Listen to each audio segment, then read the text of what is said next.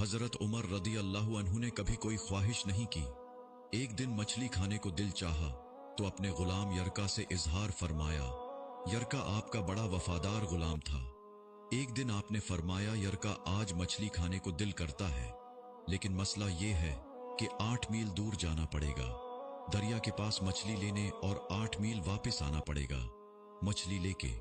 फिर आपने फरमाया, रहने दो, काते ही नहीं, एक छोटी सी ख्वाहिश के लिए अपने आप को इतनी मुशक्कत में डालना अच्छा नहीं लगता कि 8 मील जाना और 8 मील वापस आना सिर्फ मेरी मछली के लिए।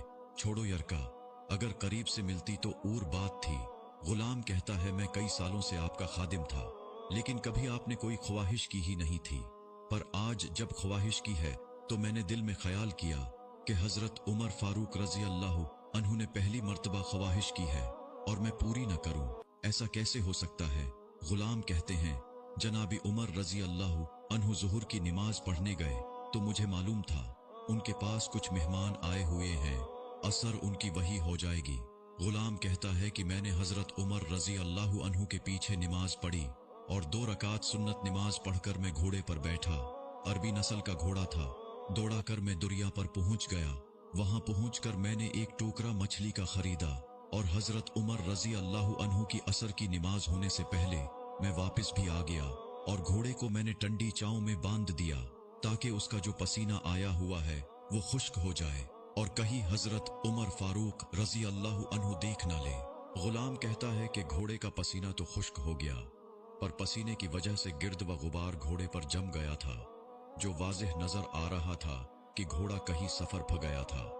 फिर मैंने सोचा कि हजरत उमर फारूक रजी अल्लाह अन्हु देख न ले। फिर मैं जल्दी से घोड़े को कौवे पर ले गया और उसे जल्दी से गुसल कराया और उसे लाकर चाव में बांध दिया। जब हमारी ख्वाहिशात होती हैं तो क्या हाल होता है, लेकिन ये ख्वाहिश पूरी करके डर रहे हैं क्योंकि जमीर जिंदा था। फरमाते हैं, जब असर की नमाज पढ़कर हजरत उमर फारूक रजी अल्लाह अन्हु आए, मैंने भी नमाज उनके पीछे पढ़ी थी। घर आए तो मैंने कहा, हुजूर, अल्लाह ने आपकी ख्वाहिश पूरी कर दी है, मछली का बंदोबस्त हो गया है और बस थोड़ी देर में मछली पका के पेश करता हूं।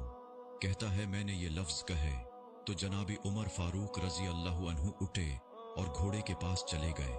घोड़े की पुष्ट पे हाथ फेरा, उसकी टांगों पे हाथ फेरा और फिर उसके कानों के पास गए और घोड़े का फिर एक कान उठाया और कहने लगे, यरका, तूने सारा घोड़ा तो दो दिया, लेकिन कानों के पीछे से पसीना साफ करना तुझे याद ही नहीं रहा और यहां तू पानी डालना भूल गया। हजरत उमर रदी अल्लाह अन्हु घुटनों के बल जमीन पर बैठ गए और कहने लगे, यरका, तेरी वफा में मुझे कोई शक नहीं है और मैं कोई ज्यादा नेक आदमी भी नहीं हूं, कोई परहेजगार भी नहीं हूं। मैं तो दुआएं मांगता हूं, ऐ अल्लाह, मेरी नेकियां और बुराइयां बराबर करके मुझे मुआफ फरमा दे। मैंने कोई ज्यादा तकवा इख्तियार नहीं किया।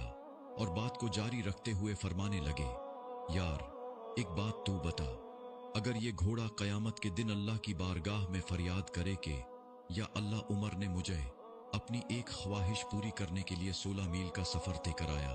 ए अल्लाह, मैं जानवर था, बेजुबान था, 16 मील का सफर एक ख्वाहिश पूरी करने के लिए, तो फिर यरका, तू बता, मेरे जैसा वजूद का कमजोर आदमी मालिक के हुजूर घोड़े के सवाल का जवाब कैसे देगा।